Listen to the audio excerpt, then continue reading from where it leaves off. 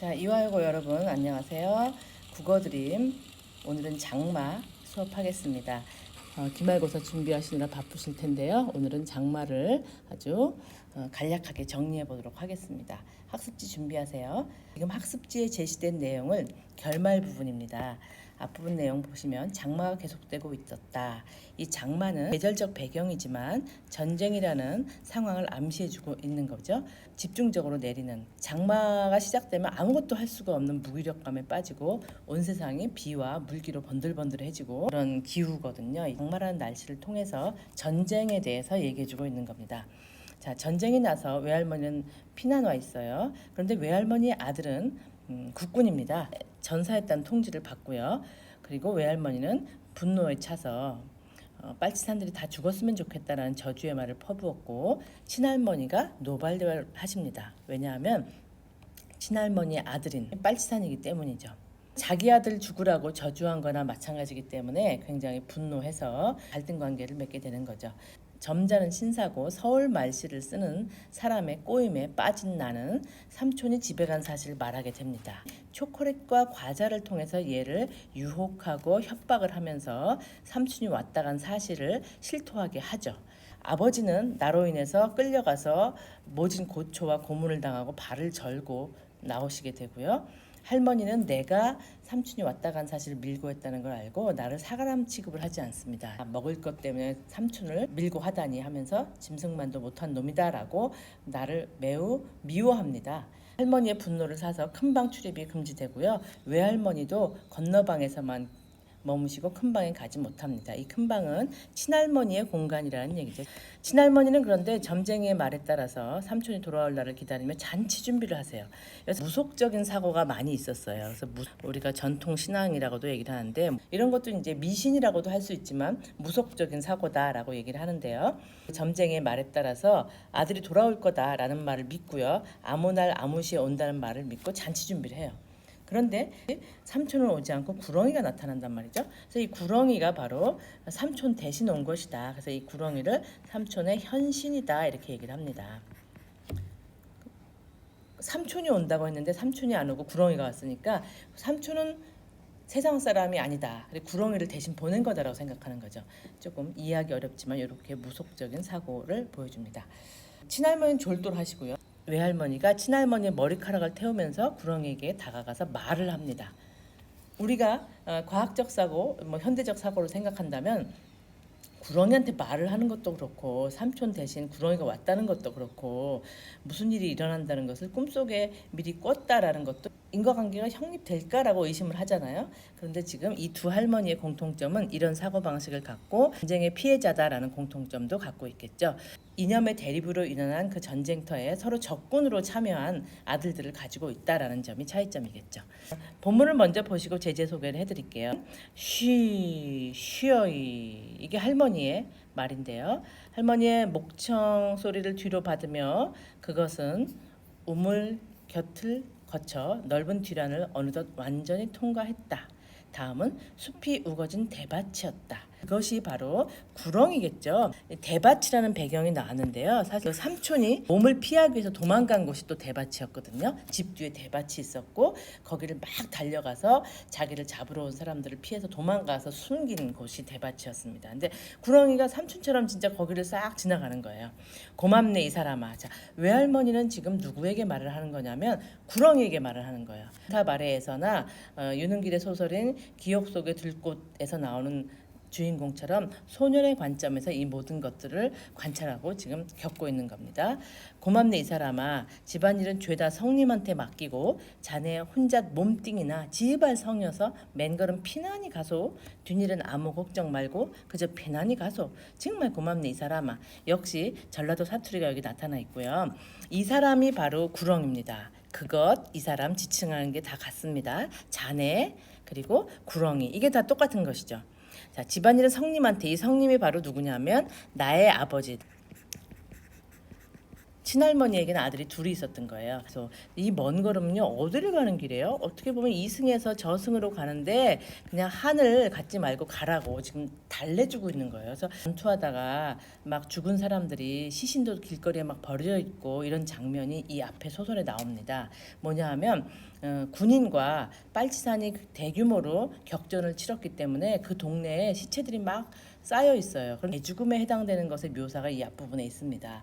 마을 사람들은 두려움 반, 호기심 반으로 시체들이 막 쌓였다라고 하면서 어떤 시체는 폴더처럼 꺾어졌다, 어떤 시체는 뭐 뒤집어졌다, 뭐 여러 가지 묘사를 하거든요. 그런 것들을 어린이 내가 들으면서 굉장히 무섭게 느끼고 아버지는 그 시신 중에 자기 동생이 있는가 찾아보러 또 가죠. 찾아보러 가는데 할머니는 걔는 죽지 않았다 돌아온다 그러니까 찾지 말아라고 얘기하는데 아버지는 돌아와서 한숨 섞인 표정으로 아무 말도 하지 않아요. 그래서 뒷일 즉 어머니 일이라든가 집안일은 걱정 말고 그냥 편안히 가서 즉 전쟁터에서 죽은 사람들이 얼마나 한이 많겠어요. 집에도 가보고 싶고 그런 것도 너무 억울하고 나의 시신을 아무도 걷어주지 않았고 뭐 이런 것들이 혼을 떠돈다고 생각한 것이고 그것을 달래주는 그런 작용을 외할머니가 하고 계신 겁니다. 큰 구렁이가 나타나면 동네 사람들이 돌을 던지려고 하고 다 놀래잖아요. 그때 이 외할머니가 돌 던지지 말라 하면서 이렇게 잘 달래주는 거거든요.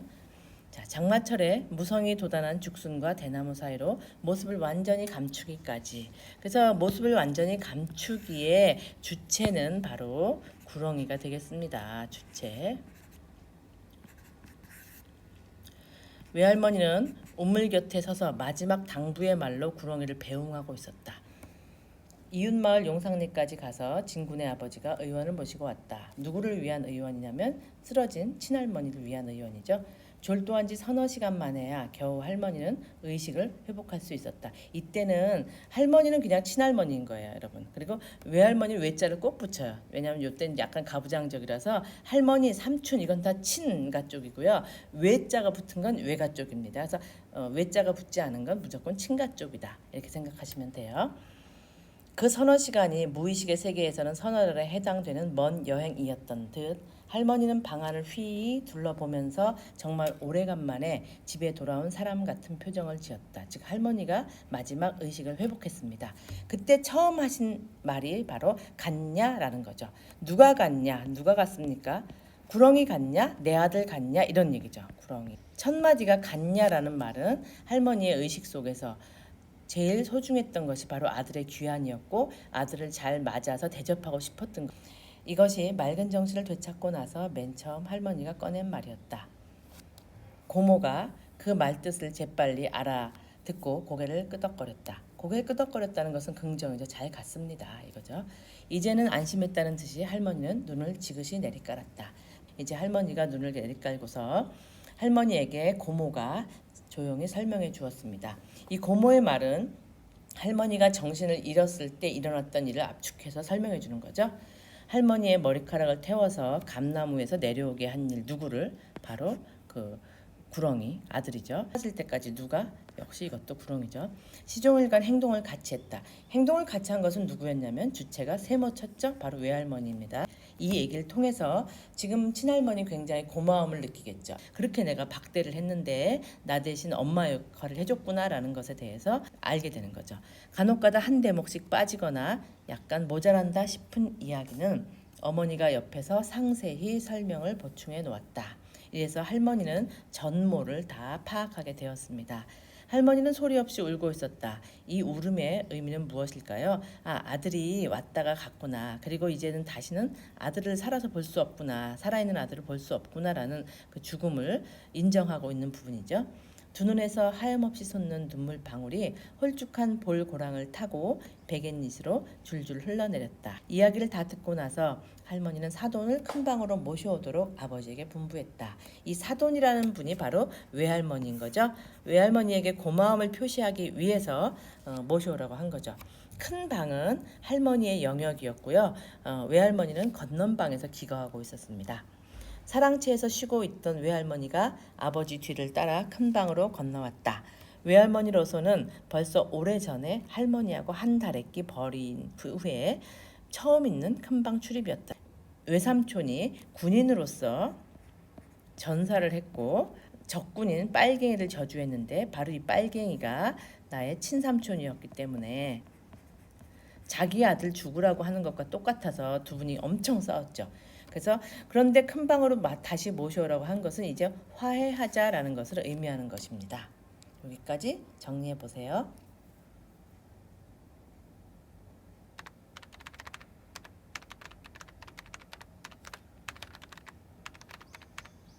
화해하시는 그 장면으로 넘어가겠습니다. 고맙소. 전기가 꺼진 우묵한 눈을 치켜 간신히 외할머니를 올려다보면서 할머니는 목이 꽉 메었다. 슬픔으로 메고 동시에 너무 미안하고도 고맙다라는 표현이겠죠. 사분도 별실한 말씀을 다. 요 대사는 외할머니의 말씀이세요. 여기서 말하는 사부는 사부인 즉 할머니를 뜻하는 겁니다. 할머니 별실한 말씀을 다. 이 얘기는 뭐냐면 그런 말씀 안 해도 알아요. 고맙긴요. 저도 자식이 이렇기 때문에 당연히 할 일을 했습니다. 이런 말씀이겠죠. 즉 외할머니도 말끝을 마무르지 못했어요. 왜냐하면 같은 슬픔을 느꼈기 때문이죠. 굉장히 공감하는 장면입니다. 두 분이. 야한티서 이 얘기는 다 들었소. 내가 당해야 할 일을 사분이 대신 맡았구려. 똑같은 사분이지만 이때 사분은 누구냐 하면 외할머니이죠. 당신이 대신 맡았구려. 그 험한 일을 다 치느라 얼마나 수고스러웠을까. 그래서 내가 당해야 할 일은 뭐냐면 아들을 내가 맞아서 대접하고 배웅하는 일이죠. 그런데 아들이 아니라 구렁이가 왔기 때문에 무사히 가도록 하는 일은 굉장히 험한 일이잖아요. 누구도 그 일을 봐서서 하기 어려운 일인데 그 일을 다 해줬으니 너무 고맙다고 지금 인사를 하고 있습니다. 인자는 다 지나간 일인께 그런 말씀 그만두시고 어서 마음이나 잘 추시리기라오. 자, 사투리를 통해서 지방색 드러납니다. 어떤 정감 어린 두 분의 대화가 지금 진행되면서 보여주기를 통해서 장면을 제시하고 있는 거죠. 그런 말씀 그만두시고 그런 말씀 고맙다는 말 그만둬라. 당연하다. 어서 마음이나 잘 추스려라 라고 위로합니다. 왜냐하면 외할머니는 그 슬픔이 얼마나 크다는 것을 알기 때문에 위로하는 거죠. 고맙소. 참말로 고맙구려. 자, 이렇게 해서 두 분이 화해를 하였고요. 마지막 대목입니다. 안에 있는 아들보다 밖에 있는 아들을 언제나 더 생각했던 할머니.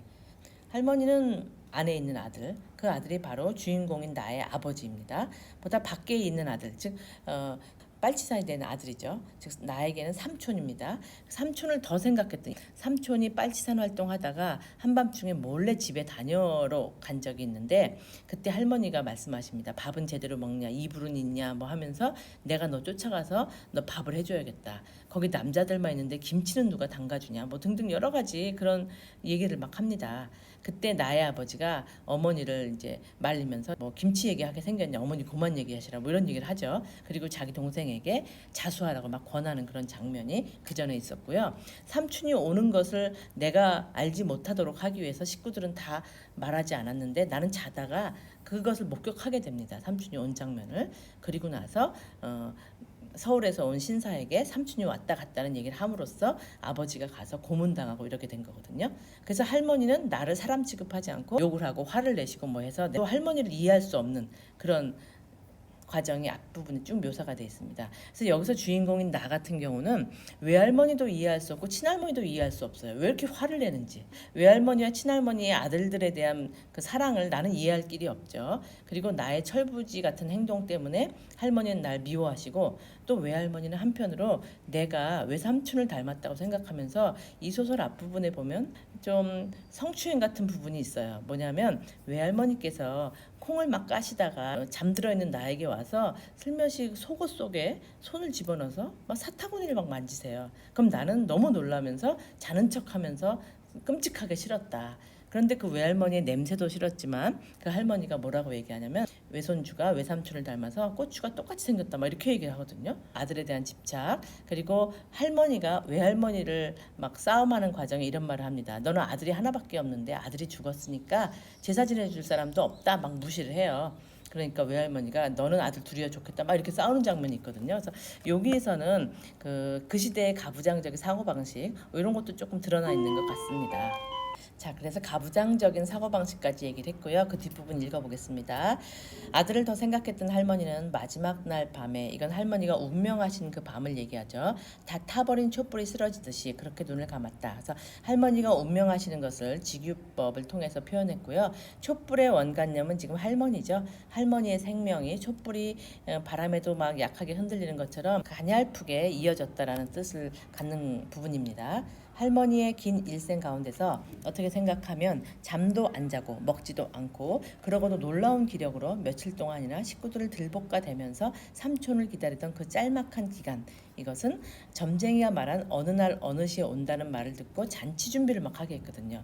사람들은 다 믿지 않는데 할머니가 무조건 하라고 막 했던 부분인데, 이것이 꺼지기 직전에 마지막 한순간을 확 타오르는 촛불의 찬란함과 맞먹는 할머니에겐 가장 자랑스럽고 행복에 넘치던 시간이었나 보다. 주인공인 내가 생각하는 거예요. 임종의 자리에서 마지막 순간에 할머니는 내 손, 이때 나는 바로 손주입니다. 손주이고 주인공이죠. 내 손을 잡고 내 지난 날을 모두 용서해 주었다. 지난 날은 바로 여기 있는 것처럼 삼촌을 밀고 한 사실, 초코와 과자 따위에 넘어간 사실이죠. 나도 마음속으로 할머니의 모든 걸 용서했다를 이해했다라는 것은 이게 바로 내가 성장했다 라는 거죠. 그리고 마지막 문장입니다. 정말 지루한 장마였다. 이 장마 언제 끝나나, 이 전쟁 언제 끝나나, 그리고 우리가 이렇게 갈등하고 가족 간에도 고통스러워하는 것을 이해하고 하는 이런 것이 상처가 언제 끝나나 하는 그런 모든 내용을 압축한 마지막 문장이라고 볼 수 있습니다. 그래서 이 소설에서는 배경이 되는 장마라는 말로 전쟁 상황과 그 지긋지긋한 가족 간의 알력과 그 다음에 마을 사람들끼리의 자기도 모르는 사이에 남을 밀고 하게 된 죄인이 되는 이런 상황에 대해서 장마라는 말로써 지금 암시를 하고 있는 것입니다. 정리를 해보겠습니다. 이 소설에서 제일 중요한 건 장마라는 이 기후적인 배경이 되겠습니다. 장마가 내릴 때 이것을 피할 수가 없죠. 그 비를 고스란히 맞아야 됩니다. 여기서 등장하는 주요 인물로서는 할머니 그리고 외할머니를 들 수 있죠. 두 분에게 모두 아들이 있어요. 외할머니 아들은 외삼촌이고 할머니 아들은 삼촌이죠. 굳이 붙인다면 여기다 친삼촌 이렇게 붙이겠죠. 첫 번째로 외삼촌이 돌아가셨다는 통지를 받게 됩니다. 국군이기 때문에 전사했다라는 통지를 전달받게 되죠. 할머니는 너무 슬퍼서 이 소식을 듣고서 빨갱이에 대해서 이 비가 모두 다 쓸어가 버렸으면 좋겠다라고 빨갱이를 저주하는 말을 합니다. 그 말을 듣고 할머니는 너무 분노해서 두 분 사이에 갈등, 대립이 생기기 시작합니다. 그래서 친할머니가 외할머니한테 우리 집에서 나가라 이렇게 얘기를 했습니다. 그리고 할머니는 미신을 굉장히 믿기 때문에 삼촌이 올 것이다 라고 이제 기다리고 계시죠. 세 번째 사건이 일어납니다. 전투가 굉장히 치열하게 일어나게 돼요. 빨치산과 군인의 그 전투가 일어나게 되고 할머니는 무조건 기다립니다. 돌아온다 라고.